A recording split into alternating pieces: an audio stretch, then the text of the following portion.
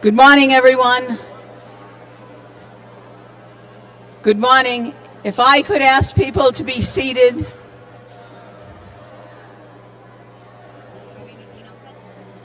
Walk around and make the announcement to people. What announcement? I just told them. Okay. All right. Good morning, everyone. May I ask you to please be seated?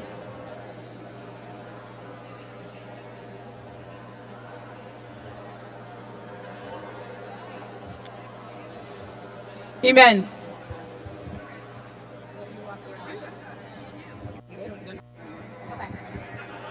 Good morning, everyone. The program is about to start in a few seconds. If you can find somewhere to sit. Morning. We're about to get started in a few seconds.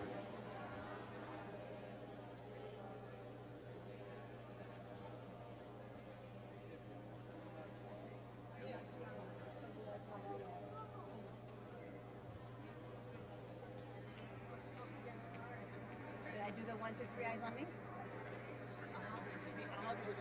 Thank you. I think over there by the table. All right, welcome everyone. We're about to get started in a few seconds. We have ASL and CART interpreters here, so our request is to try to keep the volume low so the ASL can hear our speaker. Thank you, Janice. All right, back to you, Chair Garlick.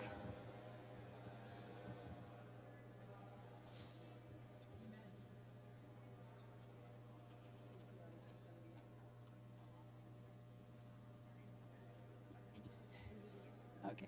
And can you stand with me? So good afternoon to everyone. I'm so very pleased that you are here. You are also very wanted, so very needed, and so very welcome in the State House, the seat of our government, and the home of the Commonwealth.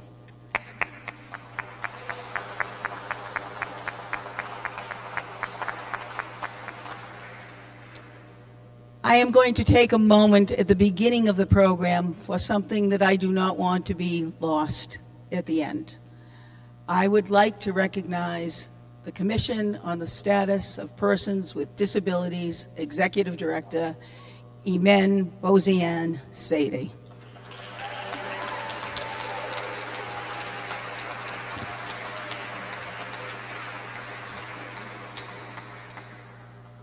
The Commission members are the orchestra.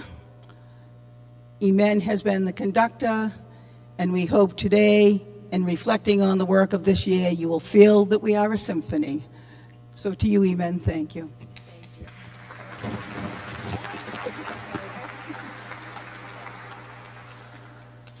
All right, so let's begin. We have got a program where every minute counts, so I'm going to try and move us along. On behalf of the members of the Massachusetts Commission on the Status of Persons with Disabilities, we all welcome you. We are a permanent, funded commission.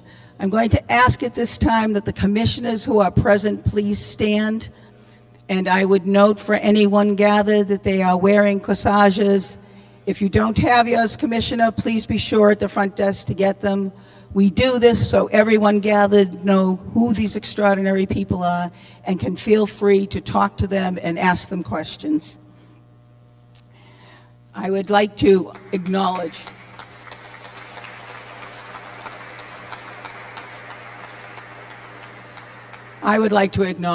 their work and their dedication. The Commission meets on a quarterly basis. Our subcommittees meet monthly or more. Tremendous work has been done there. It is perhaps one of the finest teams I've seen working together, and I thank everyone. As a commission, we're deeply committed to modeling the ways and the behaviors in which we believe public meetings can meet the needs of all individuals, ensuring that accessibility is at the core and promoting inclusion in all endeavors. We therefore take this moment as a moment to share with you and acknowledge and appreciate the work of Carl Richardson, the State House Accessibility Office AD Coordinator,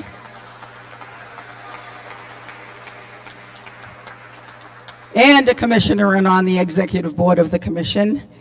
We appreciate the work of Legislative Information Services, which makes our meetings available to the members and the public. A special thanks to Seamus and to Philippe, who have gone above and beyond their defined duties in helping us to launch the day today.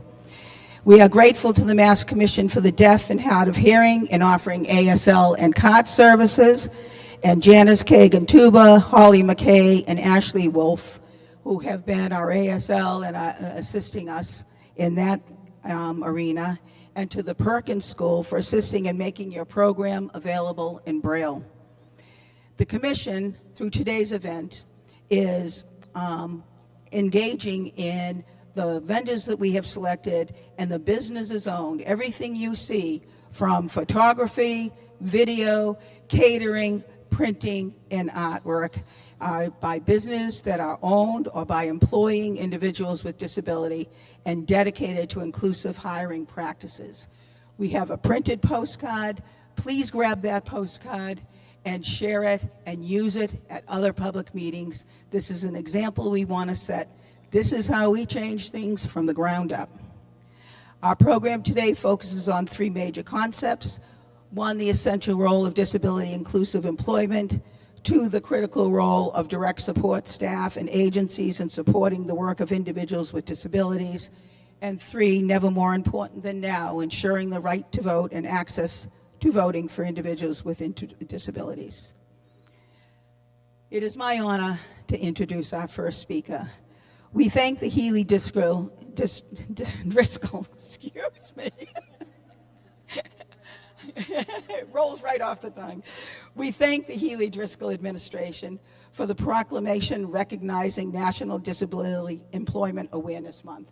It is displayed here so everyone can take a look at that, take a picture with it. I want you to know a proclamation has several whereases and resolves by formula.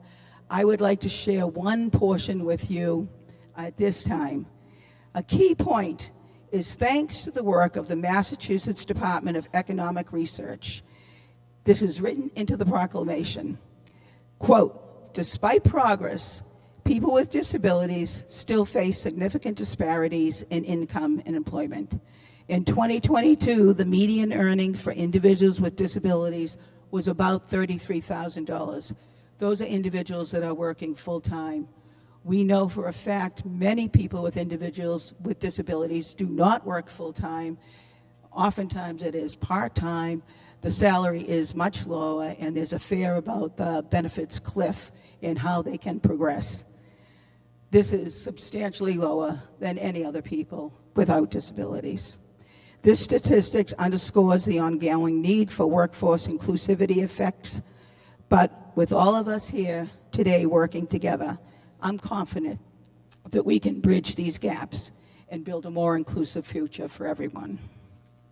So it is a great honor for the Commission, all gathered here today, and I would say the whole disability community, that the Lieutenant Governor Driscoll has prioritized time in her never-ending schedule of demands to speak with us today. Bios are printed on paper, but commitment is stamped on the heart. Lieutenant Governor Driscoll will address key accomplishments of the Healy Driscoll administration, but her story of awareness, sensitivity, and her drive for inclusion begins way back in Salem. And you always want to know where the story begins, because that is the truth of the story. The Northeast Arc tells us that as the mayor, she was only a phone call away, and that phone worked both ways. That phone worked both ways. One example, just to highlight, Lieutenant Governor, is that we all know that as a mayor, Mayor Driscoll worked very hard on housing. At all times, she kept in her sights the needs of people with disabilities as she talked about housing. We talk and we strive that to make it people more aware that when we talk about diversity, that D can also stand for people with disabilities. The Lieutenant Governor has lived that principle. I believe that she deserves an A+ for her authenticity, her accessibility, her attention, and her many actions for the issues and concerns and goals of individuals with disabilities in living a life of quality, meaning, and purpose of their choosing. The Commission's work and all members of the disability community are strengthened by her leadership. Saint Francis of Assisi might have captured the essence of the Healy-Driscoll administration in this quote, "Start by doing what's necessary, then do what's possible, and suddenly you're doing the impossible." We all look forward to working with you, Lieutenant Governor, for all the possibilities now and all that will not be impossible in the future.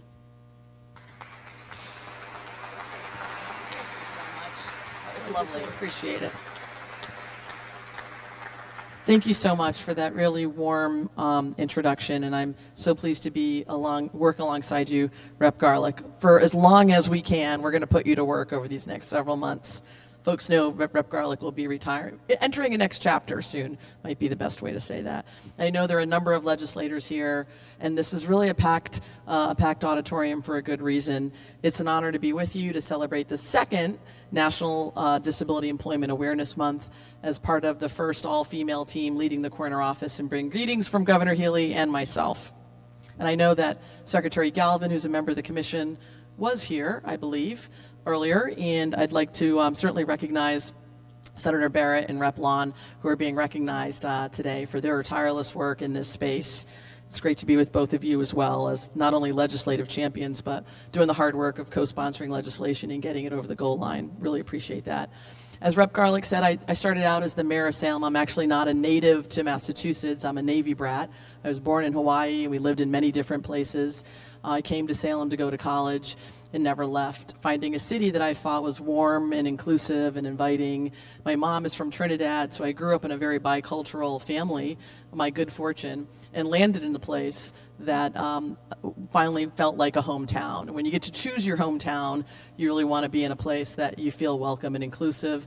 For 400 years, Salem has welcomed waves of immigrants from different places, speaking different languages, different income levels.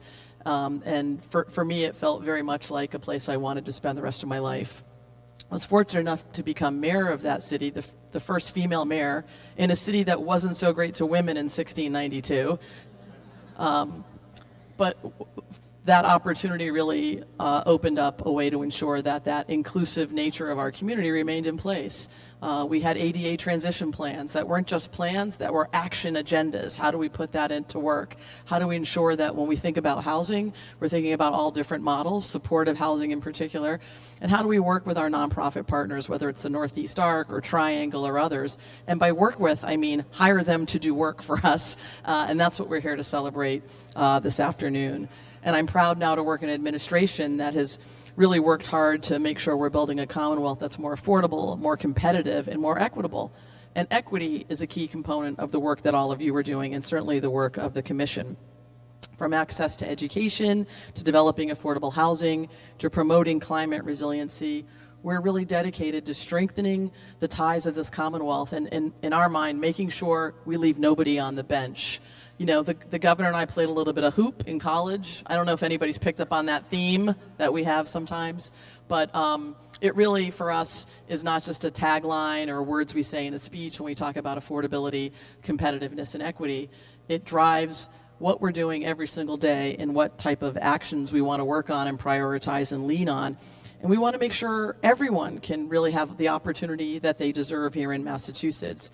Our administration wants to make sure those pathways are opened up and that we're lowering any barriers. And one of the things we were proud to do earlier this year is to award nearly $1 million in grants to fund 9 organizations that are providing vital job training to employment placement, post-placement support for young adults with disabilities to enter our employment workforce. Almost 300 young adults benefited by this program. And these are the sorts of efforts and investments that it's not possible to do without a partnership in the legislature, recognizing that these are investments that not only help strengthen communities, help family members, it builds a more inclusive and better Commonwealth. I'm sure we've got some of the folks here in this room who may have benefited from that program, those programs. I just want to say we really appreciate your dedication and commitment to it. Not only did we fund some of these programs, but we also released the People with Disabilities Workforce Data Dashboard. It's important to measure what you're doing. I used to say what gets budgeted gets done, and what we measure helps us get better. This dashboard provides more of a comprehensive view of employment-related insights, encompassing disability group type, geographic variations, remote work opportunities, what the unemployment rates are by region, labor force participation, and more. And this is just the beginning. We think this is a tool we can really build off of to make sure we're providing information that can be vital to helping keep everybody in the workforce that wants to be in it and provide those pathways on. And as many of you know, we renamed the former Mass Rehabilitation Commission to Mass Ability. Yay, way better name. Hooray, right? Words matter. How we think and talk and showcase the efforts that everyone in this room and so many others put forward. We think this better represents the agency's role in helping those with disabilities gain autonomy and independence. Be your best self. This name change reflects efforts to expand and reach and usher in growth opportunities as we think about the work ahead, whether it's in disability employment services or in independent living. And this legislation also replaced outdated and stigmatized references. We had some changes that needed to be made to recognize when you know better, you do better, and we know better now. And I'm glad that legislation allowed us to not only rename, but focused on initiatives aimed at fostering inclusivity, advancing economic opportunities for peoples with disability, and creating that inclusive workforce that we know is so critical. And before I leave here today, I definitely want to recognize another important part of what you all are doing, and that's the importance of voting and democracy. I've had the good fortune to speak at a couple of different groups in particular who sometimes feel left out of voting, or in some instances didn't even know they were able to vote. And to be able to say that this election and the work that you're doing, not only this election, frankly every election, being able to participate in it, particularly in the moment that we're in a time in our history when too often people feel like their vote doesn't matter. I know in this building, just in the last cycle, we've had representative races that were won by 1 vote, won by 7 votes. So if you think your vote doesn't matter, think about being in a district that with a 1-vote margin or a 7-vote margin. And if you think about the issues that matter to you, whether that's housing and more supportive housing, certainly more affordable housing, workplace entry, on-ramps, the type of efforts that we might want to make sure we're taking to address the climate crisis, make sure we have the type of health care we need, those decisions are made by people in this building, in our local city and town halls, and in buildings in Washington. And we need everyone's voice and experience to help guide who's serving in those roles. You know, we're really close to celebrating the 250th anniversary of the American Revolution. It started in 1776, and then we're going to be here in 2026 very soon. Senator Barrett's hometown is doing a lot of work in this regard of Lexington. But we know that while we have a lot to celebrate, and Massachusetts was the birthplace of American democracy, I try to remind my counterparts in Philadelphia and in Virginia that we're the ones who threw the tea in the harbor. It was everyday, ordinary citizens who stood up and said, let's figure out a way to self-govern. We think we can do that better. Farmers and laborers and blacksmiths and merchants, and who risked life and limb to ensure that we found this better way, this democratic way of self-governance. And we'll be celebrating that with big parties and celebrations and revolutionary weekends across the entire Commonwealth. And while we are happy to do that, we're also mindful while we celebrate the last 250 years, it's important that we strike this milestone and think about what are we doing the next 250 years? What's the next generation of leaders going to look like who might be in this building? How do we think about building a more inclusive, stronger Commonwealth with the ideals of democracy in mind, but more importantly, with a commitment to action for the next generation? When you know better, you do better with that in mind. As I look around this room and the work we're doing to build a more inclusive future, to support workforce improvements with a pro-growth mindset for our disability community, to reach for those impossible goals, as Rep. Garlick mentioned, and make them possible. We do that as allies with all of you in this work. So thank you for being here. Thank you for giving me an opportunity to say a few words of both recognition, but more importantly of partnership. We're grateful to have such strong partners leading us in this effort, seeing our way through, and we're committed to working with you over the weeks, months, and years ahead. I'm going to turn this back over to Rep. Garlick. Just for a moment. So at this time, I would like to invite the artist from Gateway Arts, Donna Esselin, to join us. Lieutenant Governor. Hi, Donna. Hi, how are you? Nice to meet you. Nice to meet you. I like your sticker. Oh, thank you. We want to thank you for being here with us this morning. We want to recognize your work. This is artwork by Donna. Gosh, amazing. I love it. Thank you. Let's stand in front here, okay? Step over there for a photo. Just for 1 second. Donna, tell everybody what sticker you're wearing. Right here. I voted today. Wait, well, I voted today. Because you can vote early. You can only vote once. I'm not going to say vote often. That's dangerous. But you can vote early. You can mail in your ballot. Lots of ways to vote, all right? Let's go take a picture together if that's okay with you. Oh, sure. All right.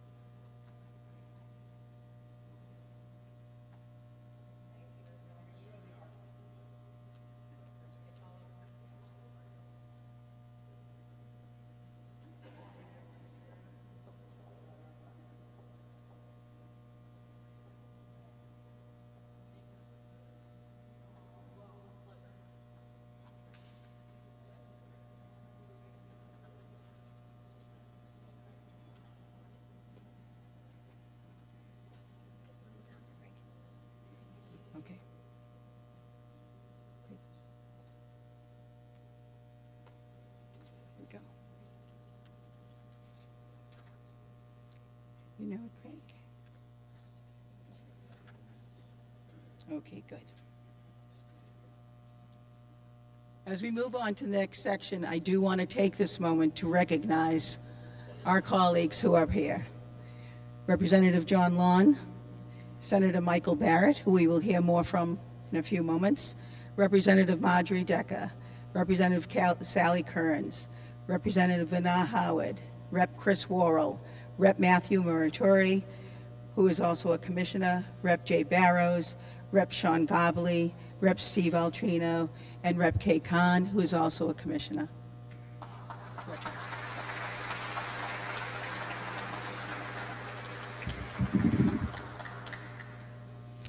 Thank you for the introduction.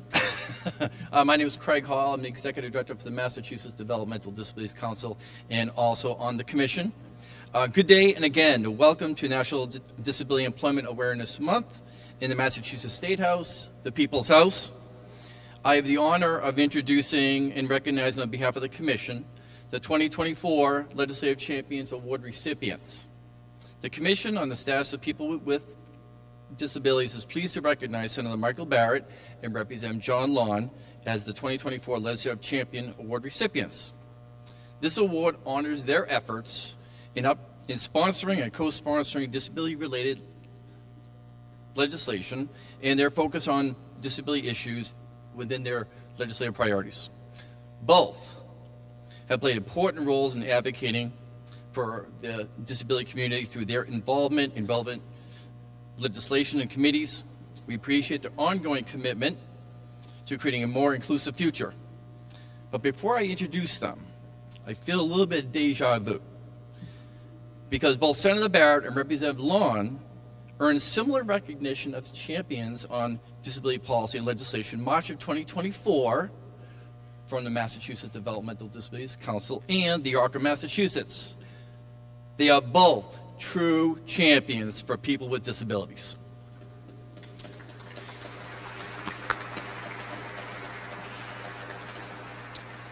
I'd like to introduce Senator Barrett first. Senator Barrett represents Bedford, Carlisle, Chelmsford, Concord, Lincoln, Waltham, Weston, and large parts of Lexington. He serves as the Assistant Majority Leader in the State Senate, Chair of the Joint Committee on Telecommunications, Utility, and Energy. Senator Barrett previously served as Senate Chair of the Joint Committee on Children, Families, and Persons with Disabilities. During the state budget process, he was successful in working to boost the funding for the Disabled Persons Protection Commission. In 2022, Senator Barrett led efforts to create the Special Commission on State Institutions, which is tasked with studying and reporting on the history of state institutions for people with intellectual or developmental disabilities in Massachusetts. The commission will publish those findings in 2025. Senator Barrett, would you come up and say a few words?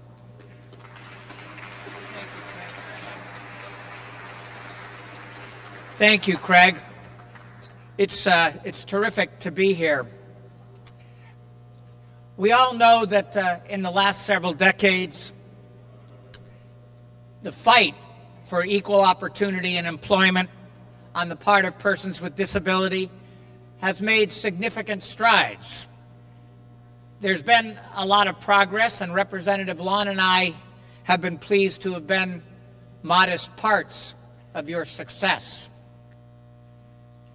But we also want to acknowledge that there are challenges yet to come. We can secure opportunities, but there's always a question in any given instance as to whether they will be truly equal. People with disabilities are frequently underestimated in terms of their capacity to do the job. This is just a reality that all of us need to continue to conjure with and to deal with and to overcome. There's a certain soft bigotry of low expectations with which we will frequently deal. And so we have to be ever vigilant, even as we celebrate our successes. It's also the case, even when we get the gig and engage in the work, that we will encounter people who are insensitive,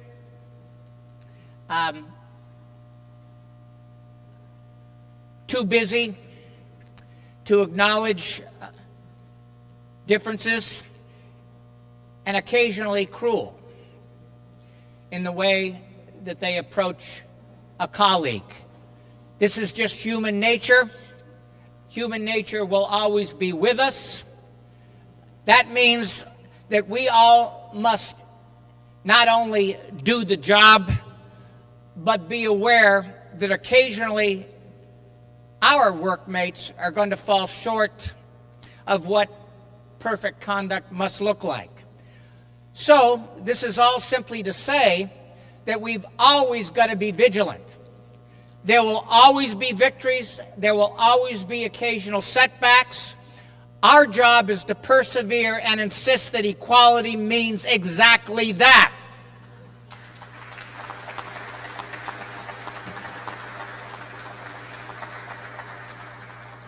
So with that, I just want to say how pleased I am to be amongst you all.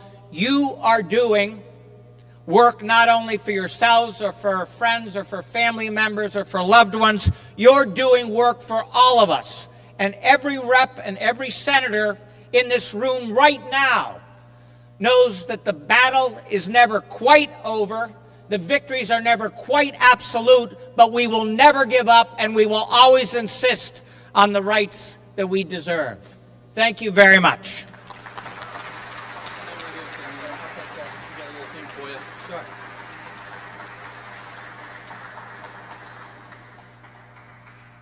We have some artwork from Betty Antone from Gateway. And Thank you, Betty. Is Betty here? Betty, would you like to come up? Why don't we get over here with the camera?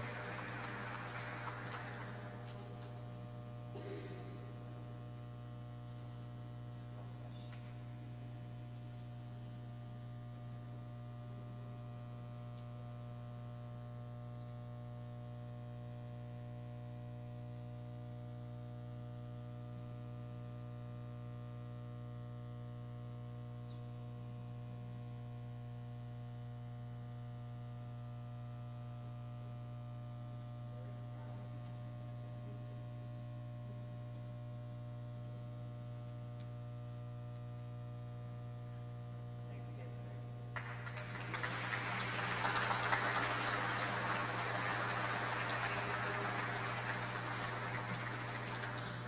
Congratulations again, Senator Barrett, and we'll continue to work on that photo stuff as we move forward here.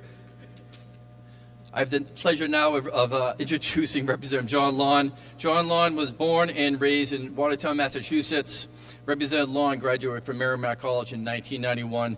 He represents the 10th Middlesex District, which includes parts of Watertown, Waltham, and Newton, since 2011. Representative Lawn currently serves as the House Chair on the Joint Committee on Health Care Financing. Representative Lawn humbly carries on his family's deep commitment to health care. His mother came to Boston from Ireland in the early 1960s. His wife and most recently his daughter are all nurses in the Boston area. Representative Lawn's legislative achievements include campaign finance reform, veterans legislation, and statute of limitations reform. Representative Lawn lives in Watertown with his wife Shannon and 5 children. Representative Lawn, would you like to come up and say a few words?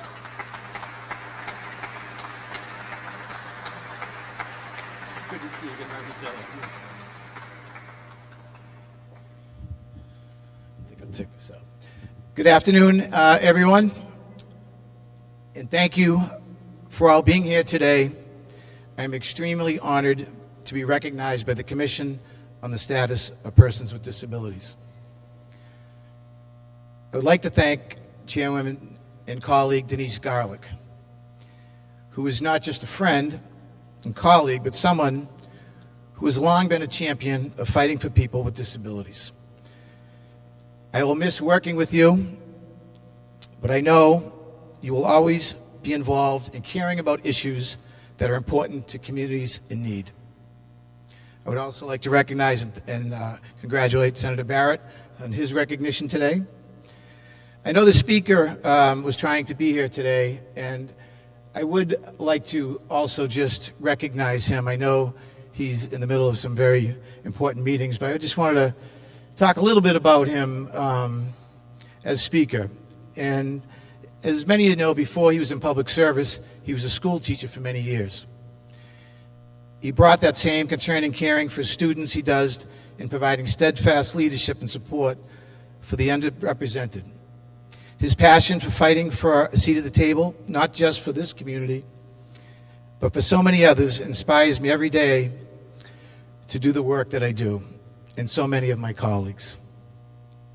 I've had the pleasure of getting to know Ron for many years. I have the privilege of calling him a friend and a mentor.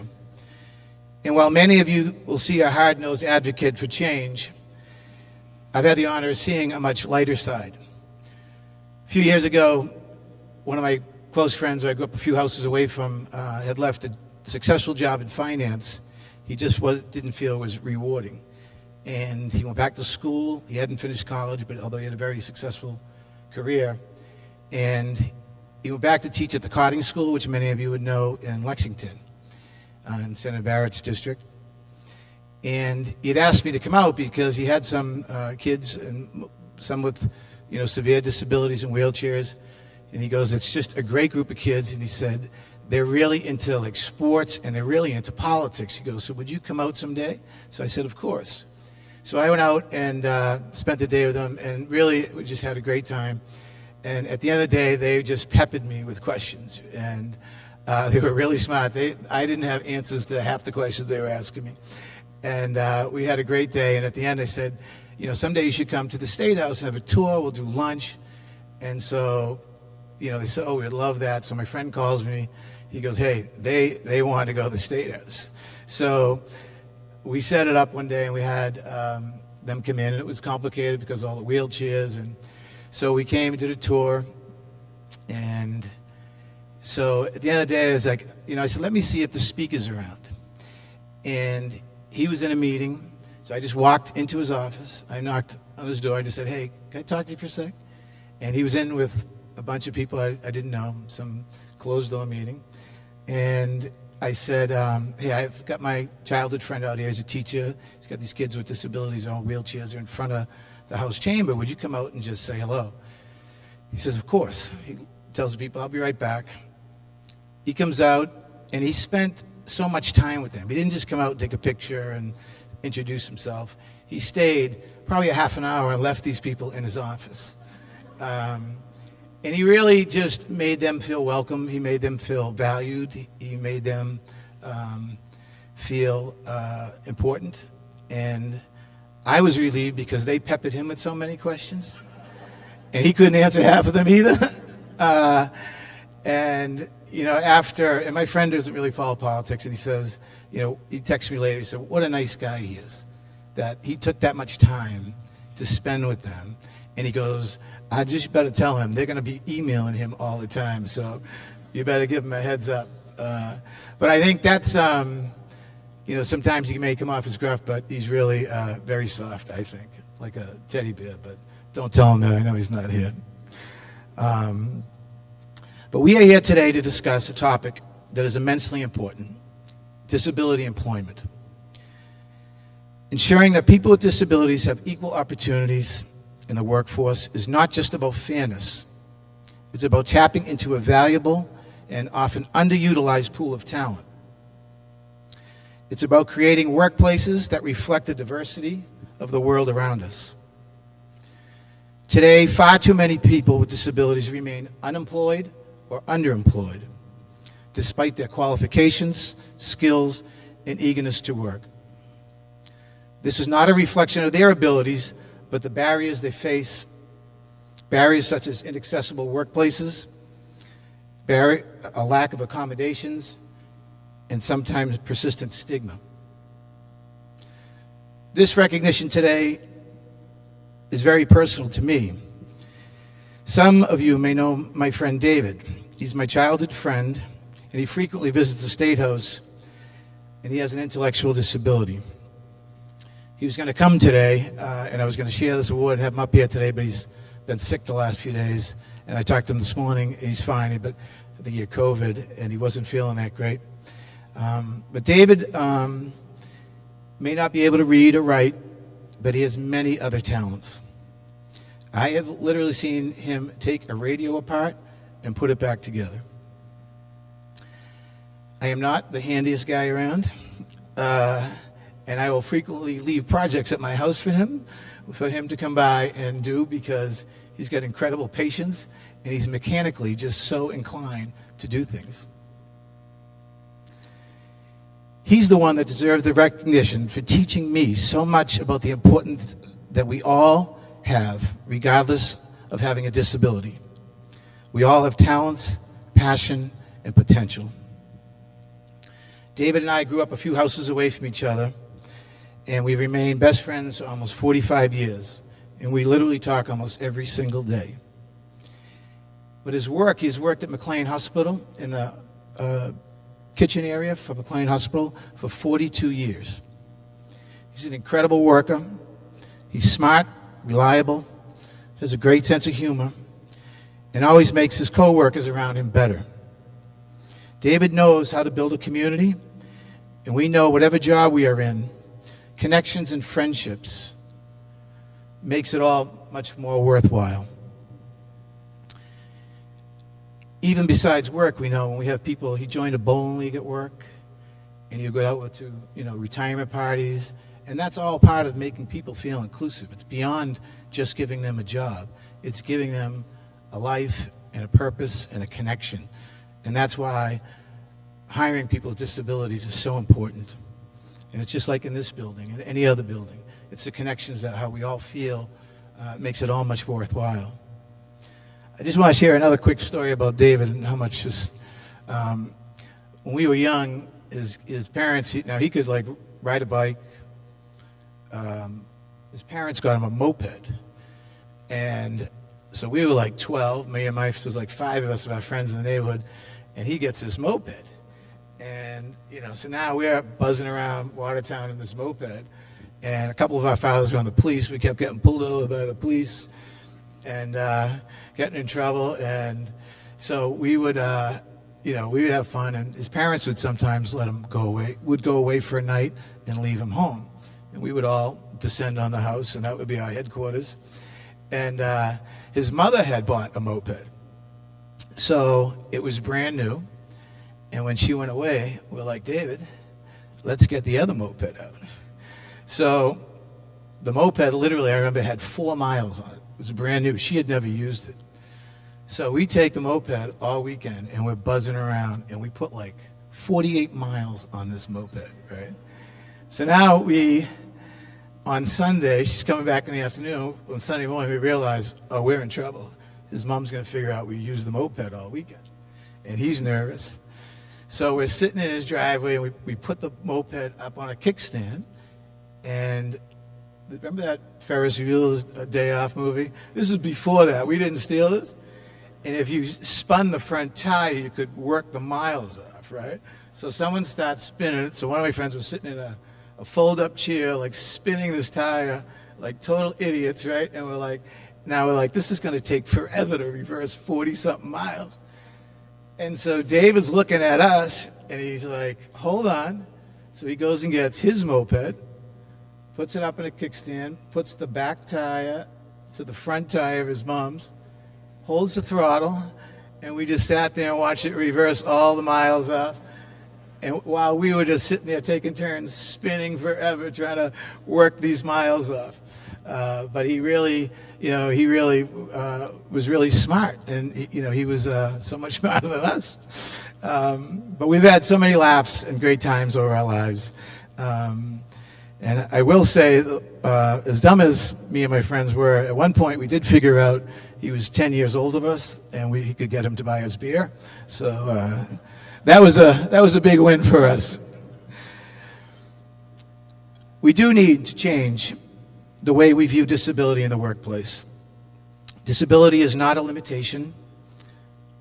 It's a form of diversity that brings unique perspectives, problem-solving skills, creativity. When businesses embrace inclusive hiring practices, they not only strengthen their teams, but they strengthen the environments that are innovative, resilient, and capable of tackling a wider range of challenges. The benefits of disability employment are profound, not only for individuals, but for businesses and society as a whole. When we empower people with disabilities to fully participate in the workforce, we unlock a wealth of untapped talent and create a more equitable, prosperous world. To the employees here today, I applaud you. You are here because you already get it. You understand and look beyond traditional hiring practices and consider how people with disabilities can contribute to your teams in meaningful ways. So to you, we all thank you.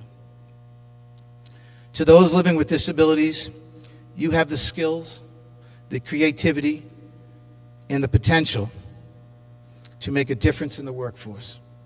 Don't let the barriers you face discourage you.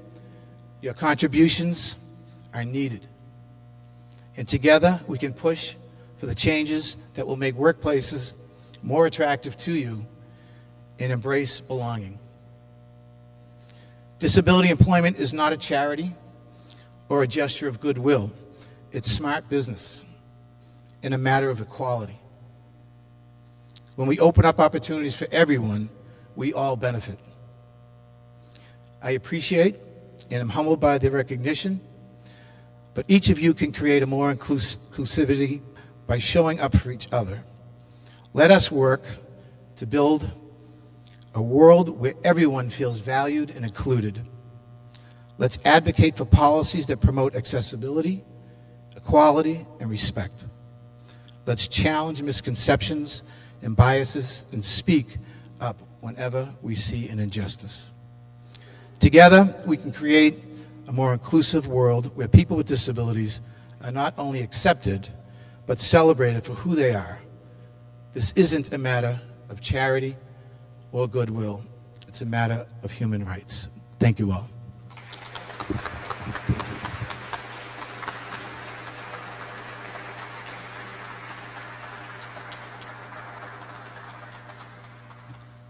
Thank you, Representative Long.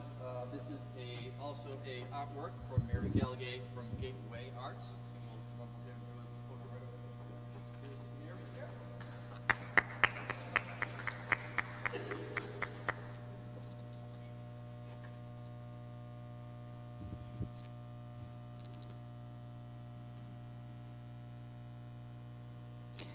So we are very grateful to both Senator Barrett and to Representative Lawn. I think I want to personally thank Representative Lawn for his kind words. But I would tell you, in the telling of his stories of the speaker and of his sharing his own personal experiences, he gives us an insight into the power of relationships within this building and what our own experiences mean. And I hope you also feel he has opened the door for all of you to see how very human he is and how much he wants to discuss these issues. I want to make sure, as we transition to the next part of our program, that we acknowledge how very grateful we are for the leadership of Governor Maura Healey, for Speaker Ron Mariano, for the Senate President Karen Spilka, whose unwavering commitment to equity and inclusion powers our work forward. This past year has been incredibly productive for the Commission. We have partnered with Undersecretary Josh Cutler and the Executive Office of Labor and Workforce Development, and particularly with the Department of Economic Research, to gain invaluable insights into the labor landscape for individuals with disabilities, including benefit cliff modeling and an analysis of Massachusetts as a state employer. And we've also hosted several key state and federal stakeholders in discussing the ongoing workforce crisis issue and short and long-term strategies to remedy them. We have dealt with the Harvard School Graduate of Education on post-high school outcomes for youth with disabilities. These are just a few highlights. Please see more details on our website, which includes the annual report and which details the work of our general and subcommittee meetings. At this time, I would like to speak to you about Sarah Peterson. Today is a wonderful opportunity to introduce our recently named Acting Commissioner of the Department of Developmental Services, Sarah Peterson. She is known to many and new to her role of Acting Commissioner. Acting Commissioner Peterson has been counsel for DDS since 2017 and knows the ID/DD population, their loved ones, and their many issues and concerns through her work. Her work, though I think incredibly valuable, was not visible to all of us, but now we have you in the spotlight. As she brings to this work a deep history of social thought and law experience across the age continuum, from juveniles to elders prior to joining DDS. It is said that it's hard to keep an open mind if you don't have an open heart. We look forward to the future with Acting Commissioner Peterson, who has demonstrated her open mind and has proven her open heart. Commissioner.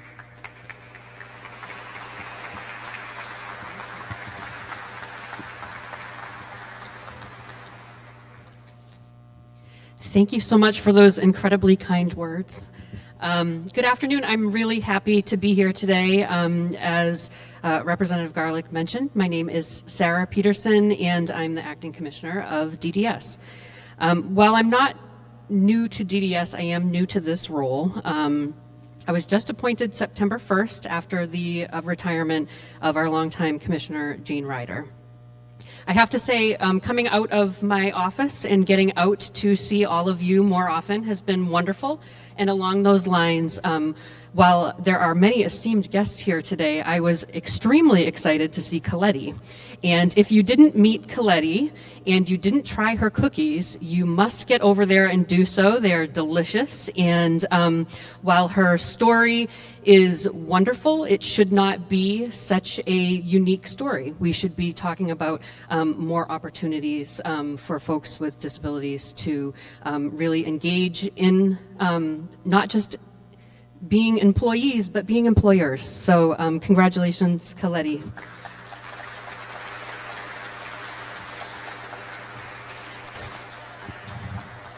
So I would really like to thank both Chair Garlick as well as Executive Director Eman for inviting me here today. It's wonderful to be here, and I'm happy to join you.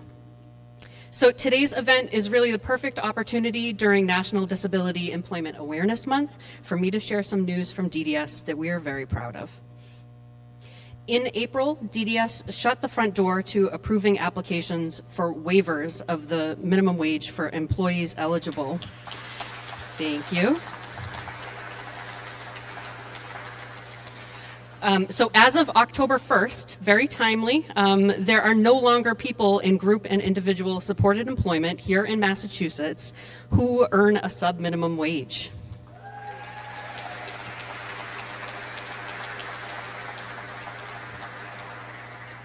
This is not only consistent with national policy, but it's a major milestone in our own blueprint for success and in fulfillment of Massachusetts' commitment as an employment-first state. We are all here today because we're passionate and committed to ensuring that all people have genuine opportunities to participate fully and meaningfully in their communities. Particularly, we're all committed to helping people with disabilities obtain competitive integrated employment. As of this July, DDS was supporting over 2,500 people in group-supported employment and over 3,800 people in individual supported employment throughout the state. This marks significant progress toward continued recovery from the impact of the COVID-19 public health emergency on employment levels. So we lost some ground there. We stepped back, and we're making that progress, but we need to do better. Our success in doing this work at DDS is rooted in collaboration.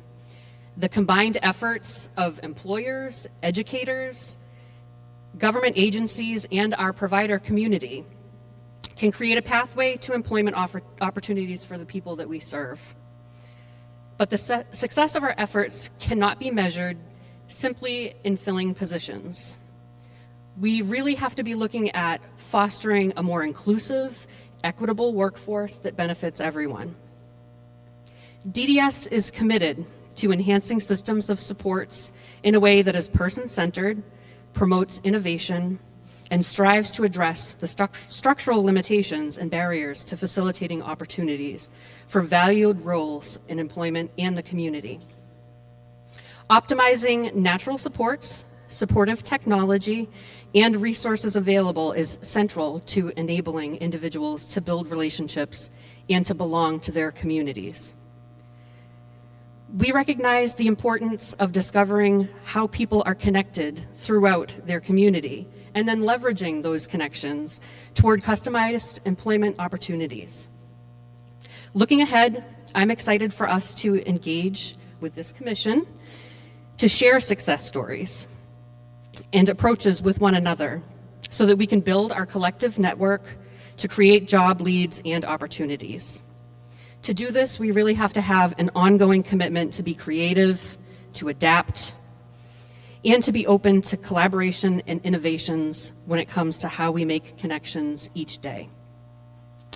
By sharing both our networks and successful strategies with each other, we can continue to dismantle barriers, challenge stereotypes, and build a workforce that truly reflects the diversity of the Commonwealth of Massachusetts. So thank you again for inviting me to be here today, to be part of this discussion, to hear all of these wonderful speakers and acknowledgments. And I look forward to connecting with each of you to make sure that DDS is at the table as we further the important work and act as champions for inclusion. Thank you.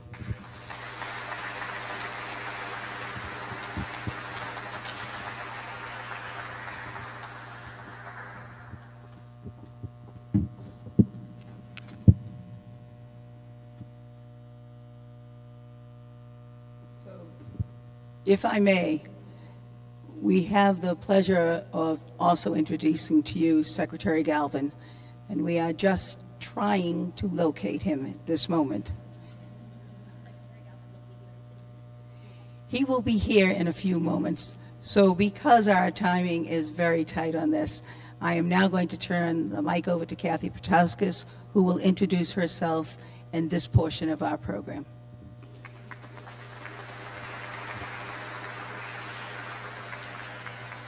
Thank you, Representative Garlick. Hello, everybody. Happy National Disability Employment Awareness Month.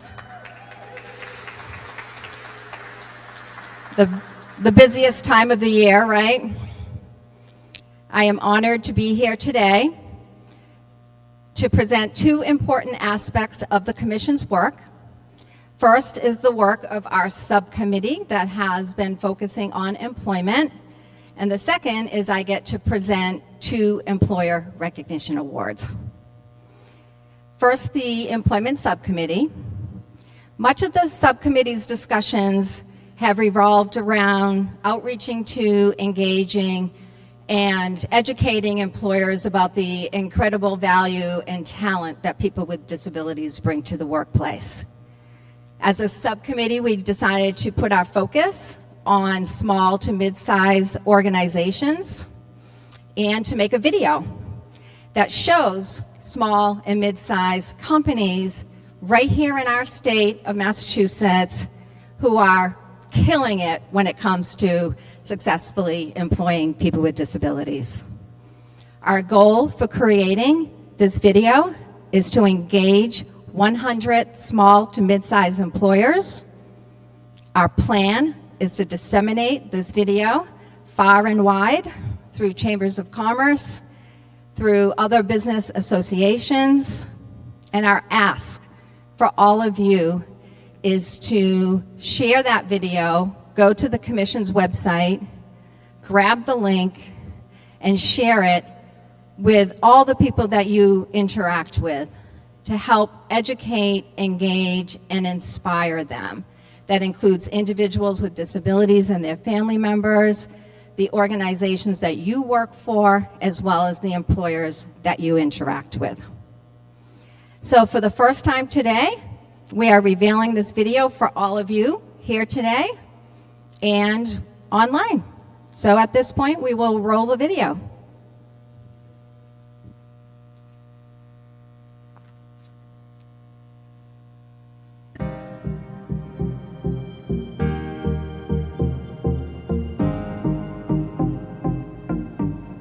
My name is Christina Wilson. I'm the Executive Director for the Old Colony YMCA Plymouth branch. You walk into RY and you are greeted by somebody that you're able to connect with who cares about you. The value of hiring people with disabilities is that we are able to genuinely reflect our community, to meet and work with some amazing people who otherwise might not be given those opportunities. My name is Barry Gale. I'm the Chief Human Resources Officer for the Federal Home Loan Bank of Boston, and I'm also responsible for our Diversity, Equity, and Inclusion program. By adding those with disabilities to the labor pool, we not only increase the size of that pool, but we also increase the talent, the experiences, the backgrounds, the perspectives that those individuals bring to the organization. I'm Adam Coldwell, Director of Marketing and Communications at Federal Home Loan Bank of Boston. I love our mission, I love the people I work with, and I love the challenges that we face together. People with ADHD generally are very successful entrepreneurs, so I can take that creativity and energy for solving problems in unique ways, and I'm encouraged to do that here, and that makes me feel like I can bring my unique self to my work. Adam has been a leader in the bank's efforts to put disability inclusion on the front burner. I think it also gives people a different perspective on, well, there's somebody that's in a leadership position. The organization is supporting that. It destigmatizes it, makes it like, hey, everybody's coming from a different place. My name is Erin Weinman, and I'm the Executive Vice President at Microtech. Being an inclusive company helps you attract strong candidates. It helps you retain strong candidates. You're also pulling people in who have had to show resilience that maybe other people haven't. They're also individuals that seem to be very excited to prove themselves. My name is Jonathan Bostridge. I don't just like working at Microtech, I love working at Microtech. When I first started, I needed a lot of training. Over the years, I learned and worked my way up to where I don't need much support and showing people that I can do the job just like anybody else. Jonathan's worked for Microtech for 19 years as an assembler. He is an extremely independent employee who provides a lot of value to his department. He comes in every day with a smile on his face. So we can count on him if we give him work to do. We know it's going to be done with high level of quality. Being open to anybody that walks through the door has showed us that there are people out in our communities that can meet our mission and that want to work with us. My name is Andy. I work at a child care center as a teacher assistant and a camp counselor at Camp Clark. I started out as a volunteer when I was in my Project Growth program. They liked me so much that they hired me to get a paid job, and I've been here ever since. Andy puts his heart and soul into his job here at the Y and has had a huge impact on the kids and families that he works with. If there is one message that I would want to share with my fellow employers, it is be prepared to be blown away by what people with disabilities can bring to the table.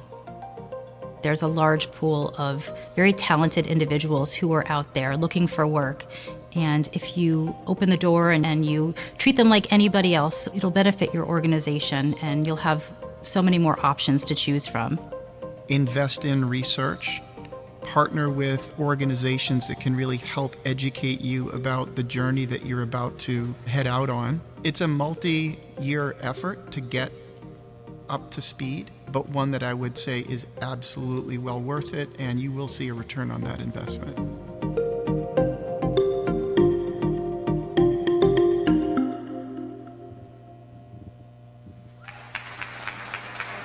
Just for a minute, he's here. Okay.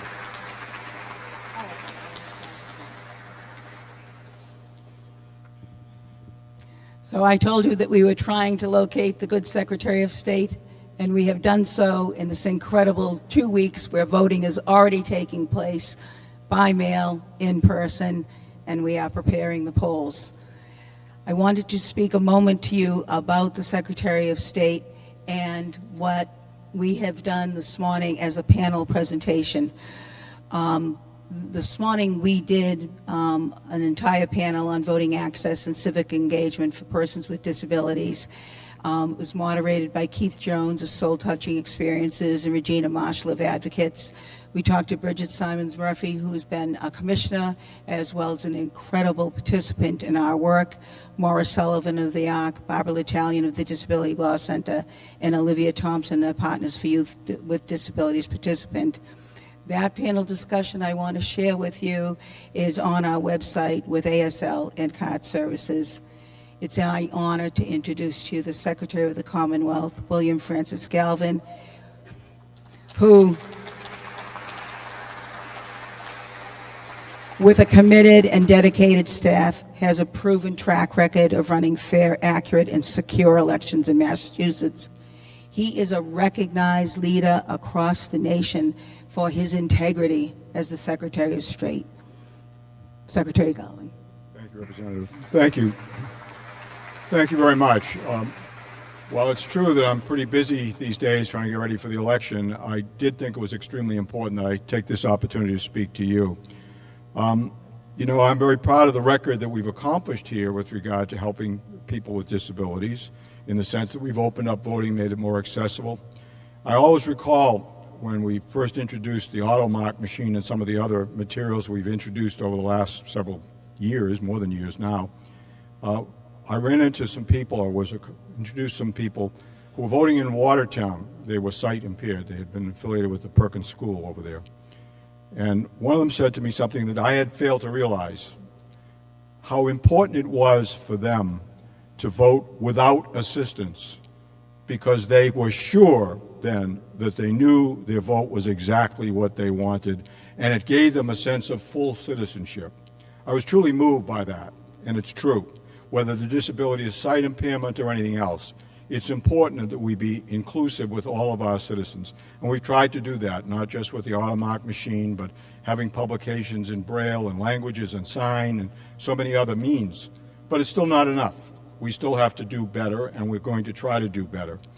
The thing I would say most about the effort that we make to make sure that the people who have disabilities get to vote is that voting for those with disabilities is the key that opens the door to everything else. As all of you know better than I, were it not for the passage of the Americans with Disabilities Act, we would be in a backward world. We're not in that world anymore, but we're not to the promised land yet.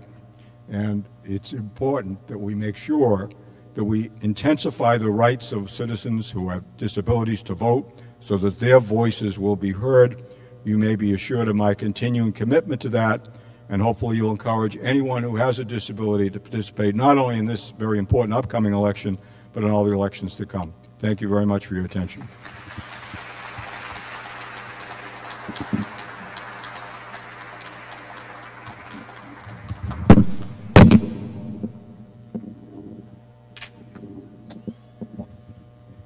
And that's a moment when you drop the mic. We are going to return to Kathy, but I hope that the theme you're getting is the empowerment of people through employment, through their voting rights. And now, once again, we talk about relationships and what it is that our employers that we are recognizing have done. Kathy. Thank you again, Rep. Garlick. So when I was watching the video, I realized I didn't introduce myself. So my name is Kathy Petkowskis. I'm the Director of Work Without Limits, which is an initiative out of 4Health Consulting at UMass Chan Medical School. And I am a proud member of the commission, as you can clearly tell by the yellow rose that I'm wearing on my lapel today. So what did you think of the video? You liked it? Awesome. Please visit the website, share the link, and let's get the message out wide and far. So I want to thank Eman for her hustle this summer getting that video done. I would also, yes. Also thanks to Intercultural Productions, which was the firm that we worked with to produce the video, and who are here today behind the cameras. They did a great job, and they were a joy and a pleasure to work with. And of course, I'd like to recognize the 3 companies that participated, not only for participating in the video, but for the work that they do around employing people with disabilities and furthering our collective mission: Microtech, Plymouth Y, and Federal Home Loan Bank of Boston. Our movie stars. And this is the perfect segue for me to move into the next agenda item, which is the Employer Recognition Awards. This year we are recognizing one of our movie stars, Federal Home Loan Bank of Boston, as our small to mid-size Employer of the Year.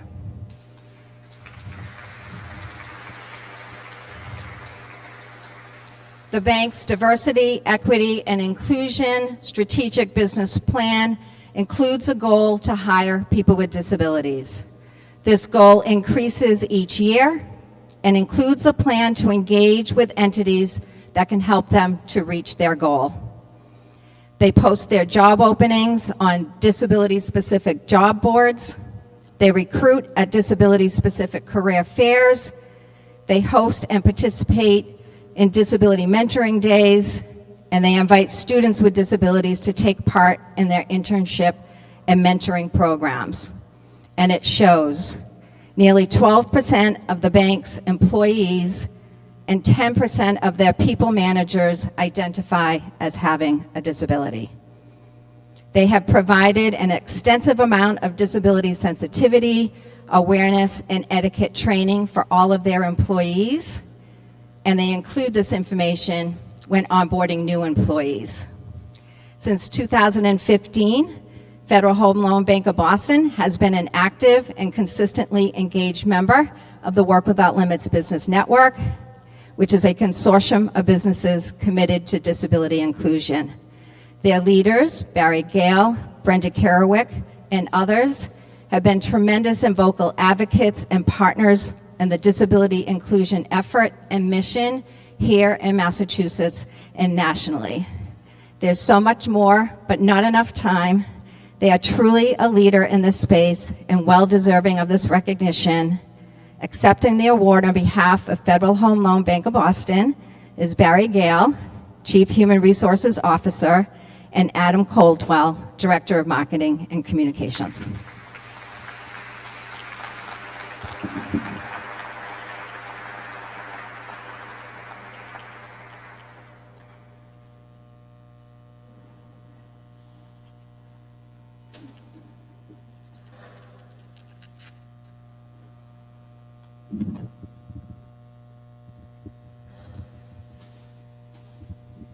Well, good afternoon, everybody.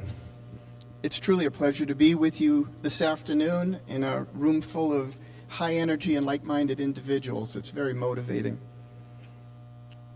And on behalf of the Federal Home Loan Bank of Boston, I must say how proud I am to be here to receive this recognition.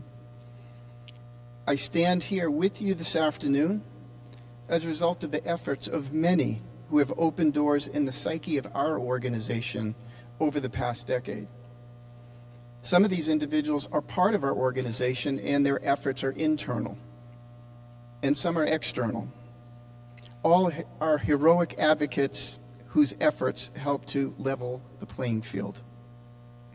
The common denominator is that they ask the right questions at the right time.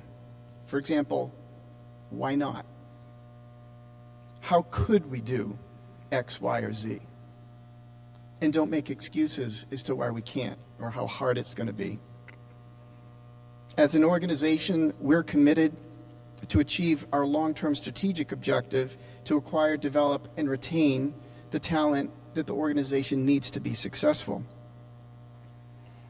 In practice, this means we've made a commitment to partner with leading organizations in the disability inclusive employment field, like Work Without Limits, Kathy's organization.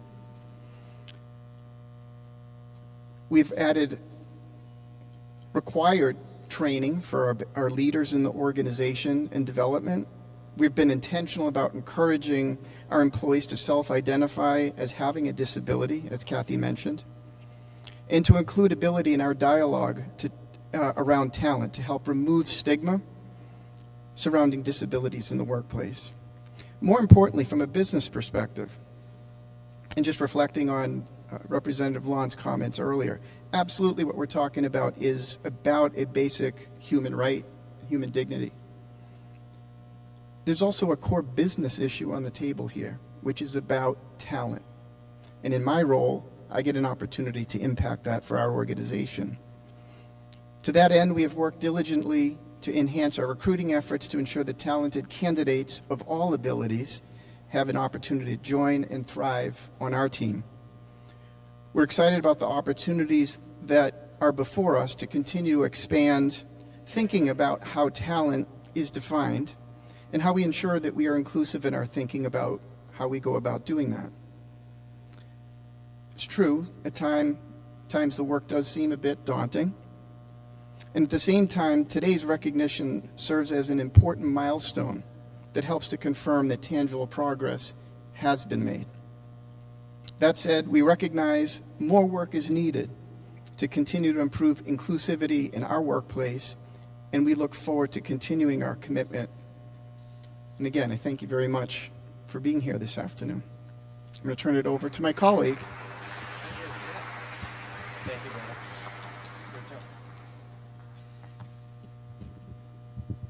So, what an honor it is to be here today in front of you, representing my colleagues, along with Barry and Buki and Amy at Federal Home Loan Bank of Boston. And certainly those among us with differing abilities like myself. I'm Adam Coldwell. I'm Director of Marketing and Communications at the bank, and I'm a proud neurodivergent person with ADHD. And I never imagined at the beginning of my career or any time really beyond recent times self-identifying, let alone disclosing in front of a large group of people at my first visit to the State House. And here we are.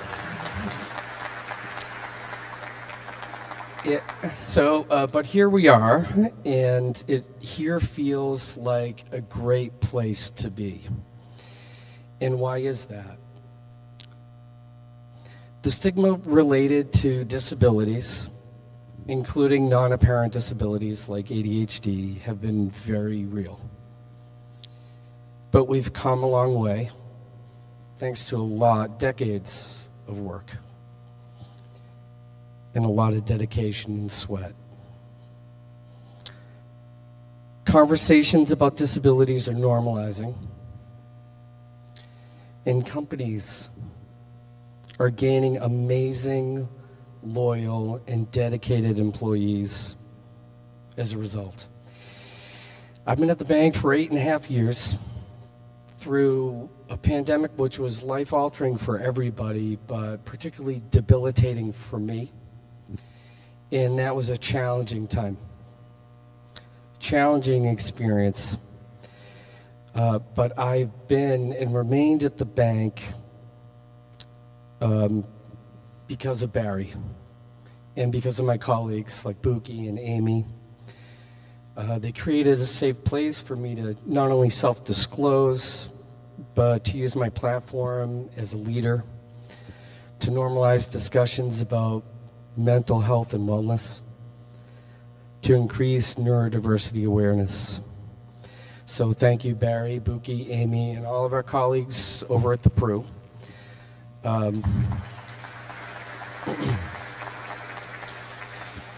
So assuming you're open to a bit of advice from a guy like me, I'll close with this final thought.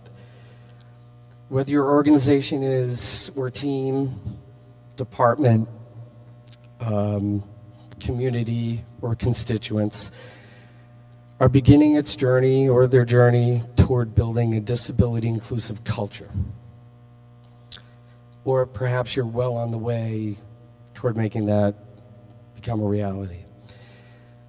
Focus on creating and maintaining a safe space where colleagues and constituents with disabilities feel understood, accepted, and appreciated as their authentic selves.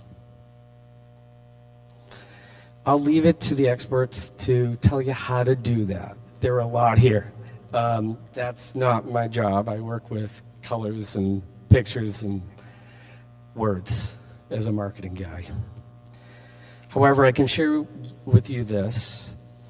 While you may not receive instant or consistent feedback that you're on the right track, your efforts are having a profound impact. I self-disclosed 3 years ago, and just yesterday, for the first time, I got a little teary-eyed, and I personally thank Barry for creating that safe space. A lot of hard work. And it's changed my life, and I promise I will pay it forward for the rest of my life.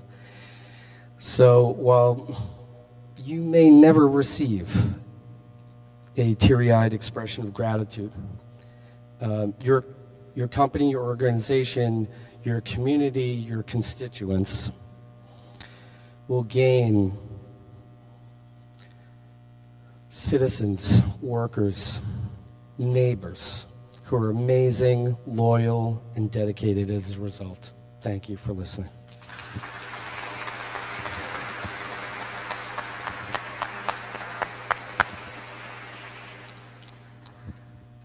Wonderful words.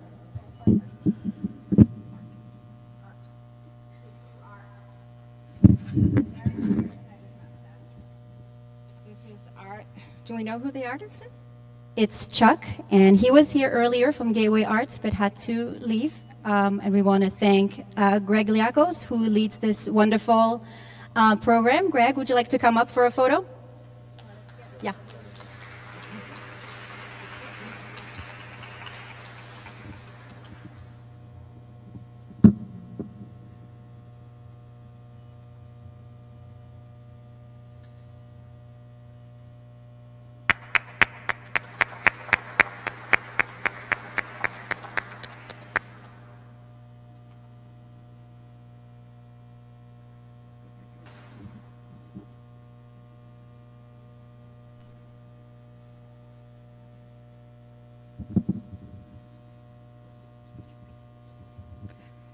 I just noticed that Erin and Jonathan from Microtech are here.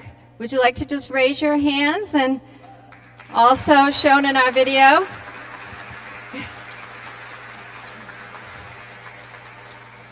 Microtech was last year's Small to Mid-Size Employer of the Year Award recipient. Thank you for our growing partnership with you, Erin and Microtech.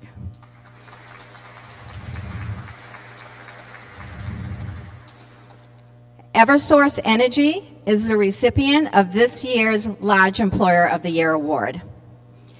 Eversource sets annual hiring goals for individuals with disabilities.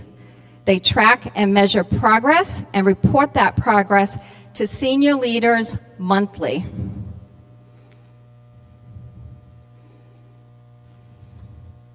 In 2023, nearly 9% of their new hires identified as having a disability. And year to date in 2024, that percentage is nearly 10%. And in case you don't know, the federal government has set a benchmark for federal agencies and contractors of 7%. So I'm getting the sense that the private sector is going to blow that number out of the water.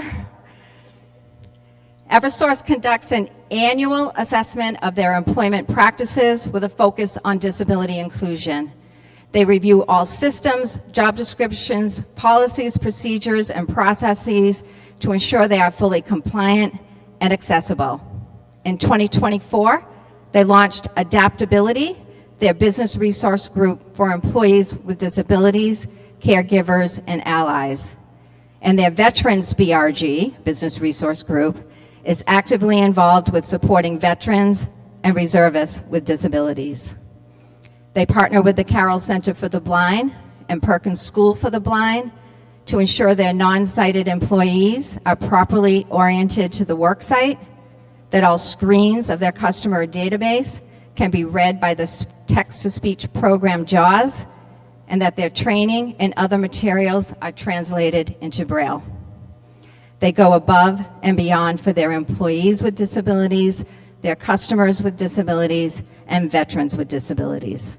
Accepting this award on behalf of Eversource Energy is Dawn Scacco, Vice President of Electric Operations and Executive Sponsor of Adaptability BRG, and Tim Vernon, Senior Customer Service Representative and co-lead of Adaptability.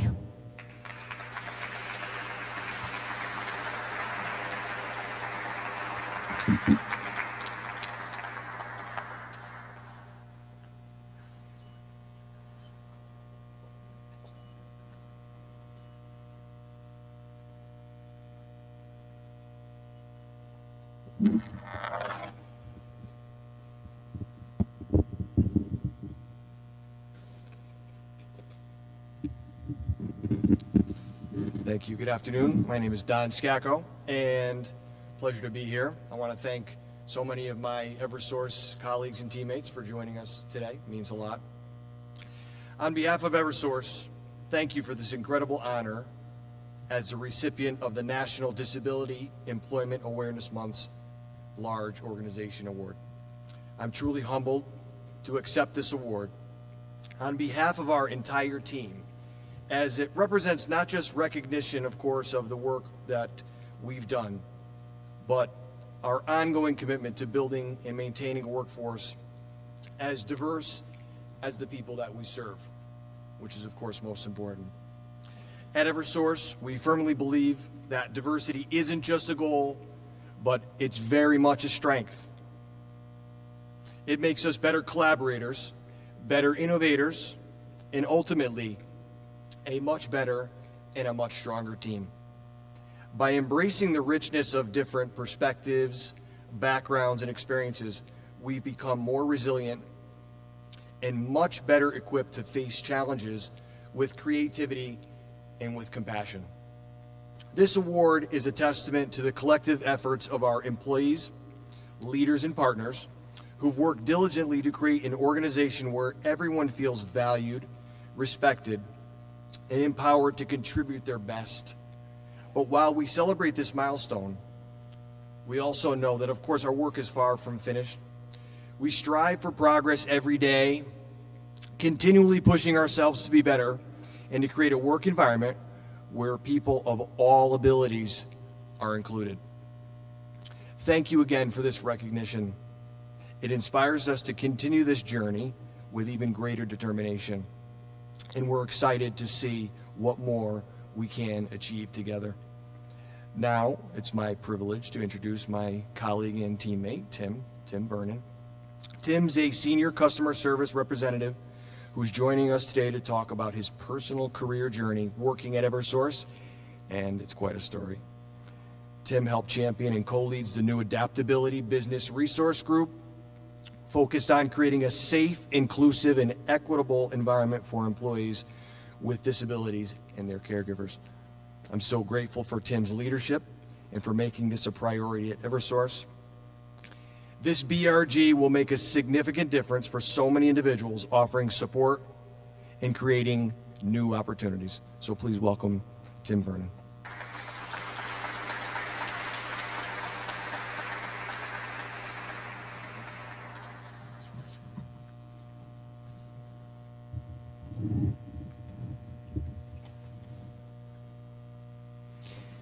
Good afternoon.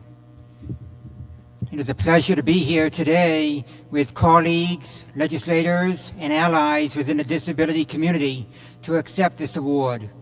I wish to briefly describe my employment journey at Eversource and provide words of advice for audience members seeking employment.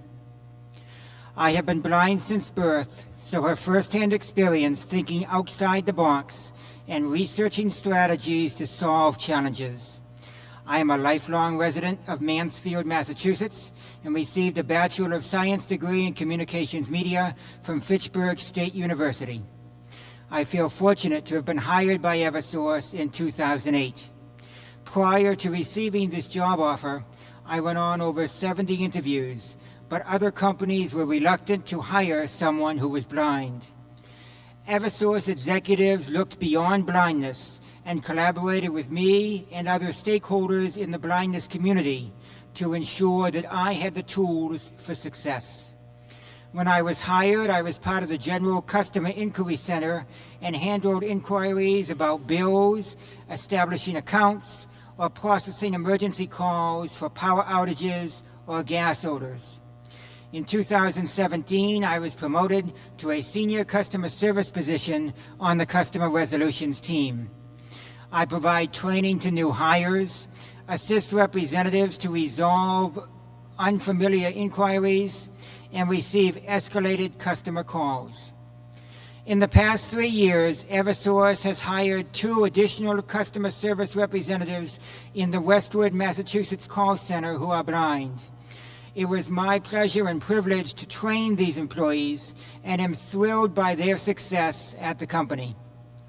Eversource contracted with vendors to ensure the phone system, customer databases, and printed documentation are fully accessible.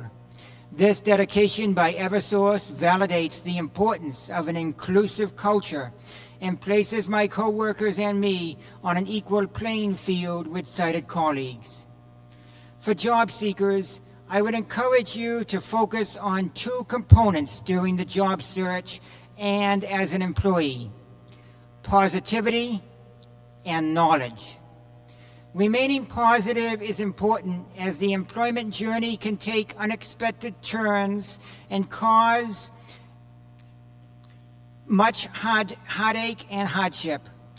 During this journey, we must not get discouraged. We must seek support from mentors and find the positive aspects of each interaction. As Helen Keller once said, and I quote, "Optimism is the faith that leads to achievement. Nothing can be done without hope and confidence." End quote. Knowledge of our abilities and reasonable accommodations is crucial. During an interview, we must highlight the skills which make us the best candidate and be willing to describe accommodations that allow us to perform each job duty flawlessly. The hiring team might not be familiar with accommodations, so politely explaining our desires and collaborating to implement these accommodations will make the onboarding process less daunting. Eversource is extremely grateful to the Massachusetts Commission on the Status of Persons with Disabilities for selecting us as a 2024 award recipient. I am confident that all of us here today will keep employment for people with disabilities as a high priority, and encourage you to continue to strive for excellence in the disability employment arena. Thank you very much.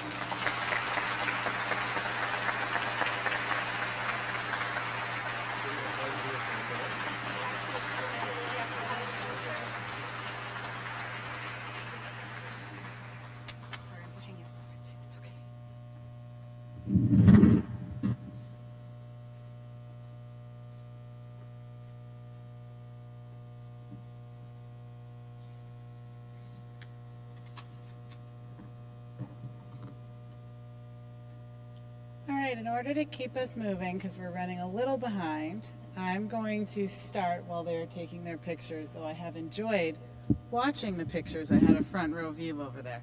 So I'm Regina Marshall. I'm the Chief Operating Officer at Advocates, which is a health and human service provider primarily in the Metro West area, but provides services across Massachusetts.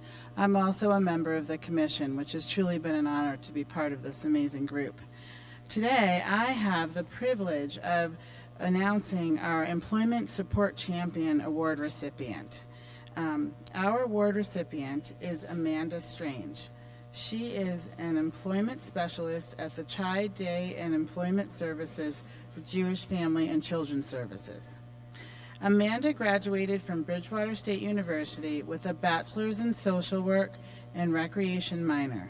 For the past 7 years, Amanda has found passion and purpose through her work with Jewish Family and Children Services. Prior to her work as a certified employment support professional, Amanda held several different positions within the human services field, such as individual and family therapeutic intervention specialist, inclusive team building instructor, and program counselor. In her free time, Amanda loves exploring the outdoors or catching some live music with her husband, son, and 2 dogs. I have a quote that I'd like to share from Amanda. As an employment specialist, I am eager to support individuals with disabilities in establishing a career path that not only promotes independence and connection, but feeds their passion as well.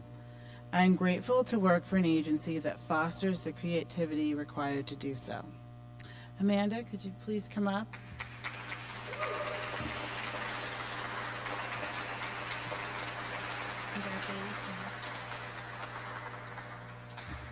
Thank you so much. I'm honored to be recognized by the Commission and truly appreciate the opportunity to be here with all of you today. Everyone here plays a part in advancing disability inclusive employment. That said, my success as an employment specialist is not a solo act.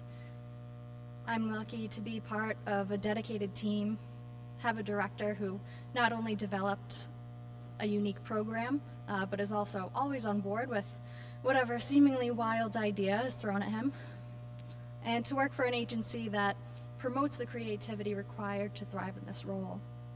At Jewish Family and Children's Services, we strive to make the job development process just as unique as the individual themselves, foster long-term career growth, and work to monitor satisfaction of both the employee and their employer. In doing so, we've found immense value in taking a multidimensional approach and coordinating accessible certification and vocational training opportunities wherever possible. However, these efforts don't amount to much without the support of community, hardworking job seekers, and open-minded employers that make this work possible. So, with your continued engagement, we're eager to continue our work in bridging the gap and supporting meaningful employment for people with disabilities. Thank you so much.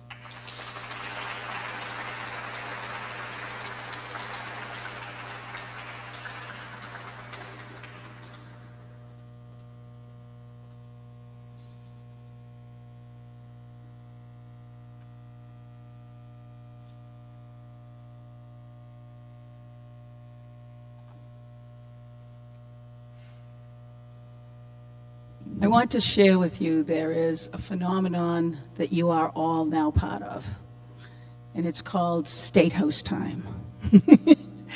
And State House time is a very fluid phenomenon. We have worked very hard to keep ourselves on schedule, but we're just going to stop the clock at 2 o'clock and keep on going just very briefly. And I will tell you why. There are two issues that we want to be sure that we have on the table for you. We have gone back and forth talking to you about the voting rights panel that we had this morning. How many people were able to attend that? Okay, that's extraordinary. We wanted to bring you just a brief commercial for the people who could not attend this morning to once again give you some tools as we go into this election season. At this time, I'd like to call Rachel Tejeda, Cody Rooney, and Leo Sarkeesian, who will speak to you briefly about what is happening on the ground around voting. And I hope you all feel this connection that we're talking about with empowerment today. If you could please come forward.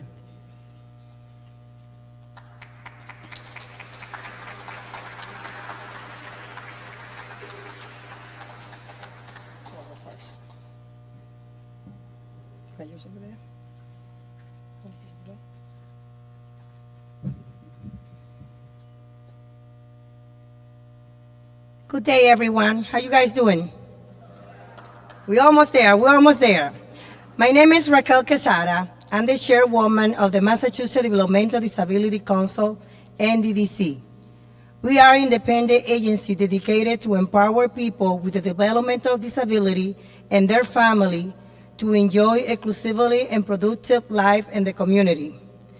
I'm also a proud mother of son who has developmental disability and is diagnosed with cerebral palsy.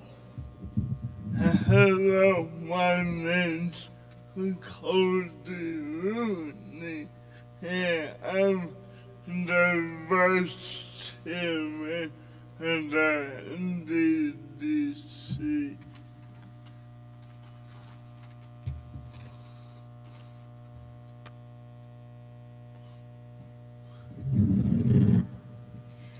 National Disability Employment Awareness Month reminds us that individuals with disability add value to our workplace. Many people with disability can and want to work, but there are still many barriers. For far too many people, they work and they risk losing their sense of support to live and get out of bed in the morning. Sorry for the sound. It is critical lawmakers support sound policies that allow those individuals to enjoy gainful work like any other American. But access to a good job begins in the voting booth. Voters with disabilities require different accommodations because we are all different. Laws like the ADA and the Help America Vote Act protect the rights of citizens with disabilities to vote in private. I have cerebral palsy and it's tried to mark a physical barrier. Accessible polling places with working voters machine helps uphold my right to vote in private. Silent privacy in voting as a person with a disability is highly dependent on where you live.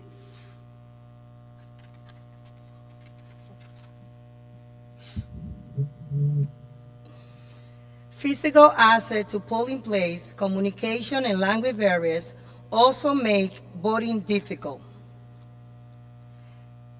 The right to work and vote is fundamental to everyone, but especially for people with disability.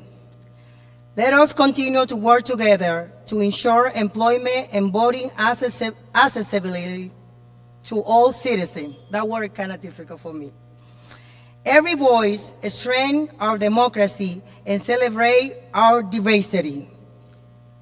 Together, we all can change the world. Repeat with me, please. Together, we all can change the world. Juntos podemos cambiar el mundo. Thank you, Cody.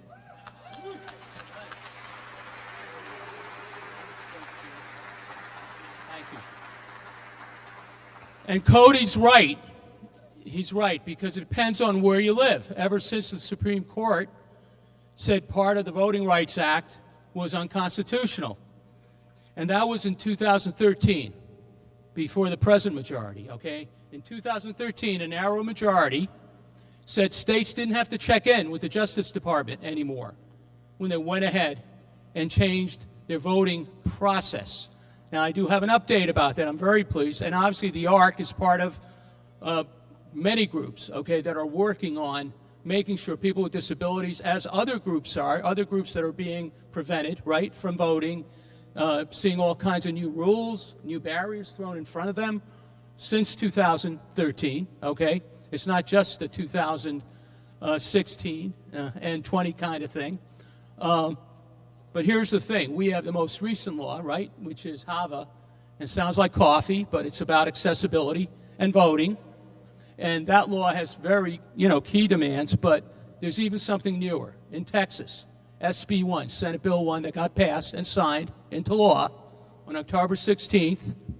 That law would have prevented all kinds of things. In fact, I'll tell you, I got to read this. It would have banned 24-hour voting in Texas. It would have made provisions that limited early voting. So, if you needed to have someone go with you to vote and they had a job that they couldn't get off and they were going to go with you, it actually had criminal penalties if you were supporting someone to vote and weren't willing, to actually sign off, on your, potentially liable. But it also expanded the authority of these wonderful people called partisan poll watchers, okay? And you can boo on that, the partisan poll watchers. Bottom line, on October 2016, Judge Xavier Rodriguez gave the decision that struck down that Texas law just last week. So it's pretty cool. But that's what it's going to take. Every state, what Cody said is right on. So that's what's happening on the ground today. That's what we've got to work together. We're lucky in Massachusetts. We're not getting those kinds of barriers.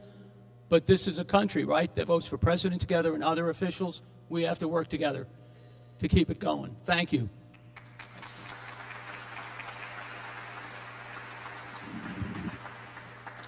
As we're preparing to wrap up, I know you would all like to take a moment to honor Leo Sarkeesian, who has chosen to retire.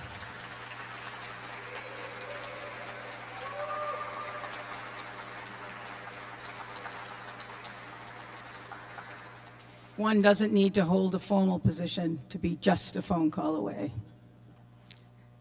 At this time, I would like to recognize several members of the House of Representatives who are actually exercising their right to move on as well.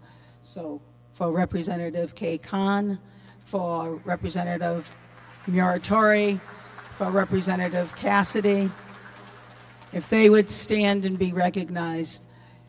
They are choosing to move on from the legislature, from the House of Representatives, perhaps not from the legislature, from the House of Representatives. They will never be a phone call away. They have been our phone call, as in the example of Representative Kay Khan, for years and years. And I know she will always be listening. So thank you. Of course you do.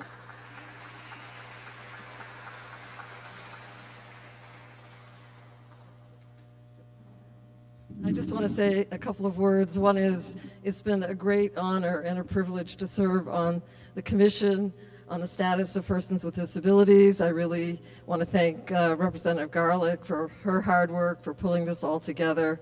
And she's truly a very special person in the legislature to have done all of this. This is the first commission on disabilities, and it's been terrific. And I just want to take a minute to recognize two people. I want to recognize Carl Richardson, who's standing right here. When I had the honor of being the House Chair of the Committee on Children, Families, and Persons with Disabilities, I went to Carl and I said, we need to work on some voting legislation to help folks be independent voters, particularly for those who are blind. And we started the process of working on this legislation, and it's here. We're able to do it now, which is fantastic. And then I also want to take a minute to recognize a constituent who, one of my favorite constituents, is he still? Oh, there he is. Nathan Parampasari.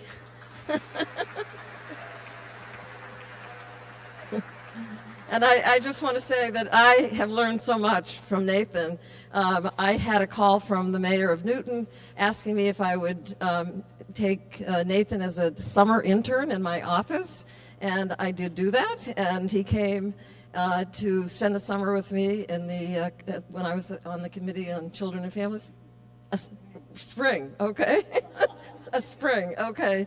But he is amazing. He's a brand new graduate of Merrimack College, and he's looking for a job. So if there are people here that would like to talk to Nathan, he's a great guy. He's worked so hard, and he's a graduate of Newton North High School, and he's just doesn't stop. And he's great at social media. So I'm sure we'll see some photographs today that will be on my website and probably other websites.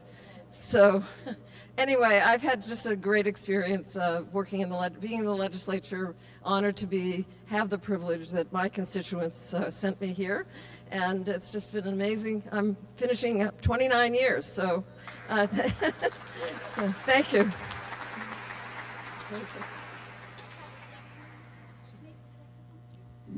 So we are going to have our executive board wrap up this session. I just wanted to thank Raquel.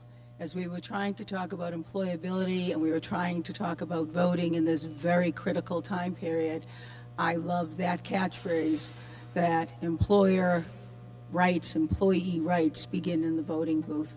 I hope you have felt that power and that intensity. I now turn the mic over to Chris White, the Vice Chair of the Commission. Thank you all, and I promise I will be very brief.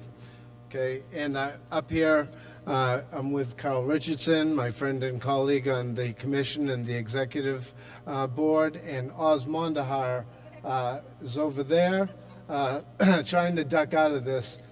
We told him he was the eye candy for this, but you know. But anyways, I'd like to close this portion of the program with a statement of thanks and deep appreciation of our chair, Representative Denise Garlick. Chair Garlick has provided direction, resources, and a laser focus on the Commission's charter and mission. This has enabled the Permanent Commission on the Status of Persons with Disabilities to rapidly organize itself and to achieve the initial goals set for it by the Commissioners. This could not have happened without your savvy, ridiculous energy level, and personal dedication to the needs of persons with disabilities in the Commonwealth.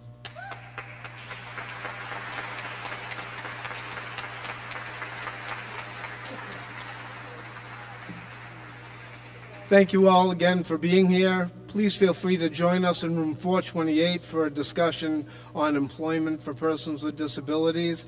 And in case you haven't heard it, we're 2 weeks away from Election Day. Please get out there and vote. Thank you. And we hope everyone takes a breath, takes a rest. There is one more panel discussion with an incredible panel on bridging the gaps in disability. Back up to room 428 with snacks in 10 minutes, okay? We want to see you.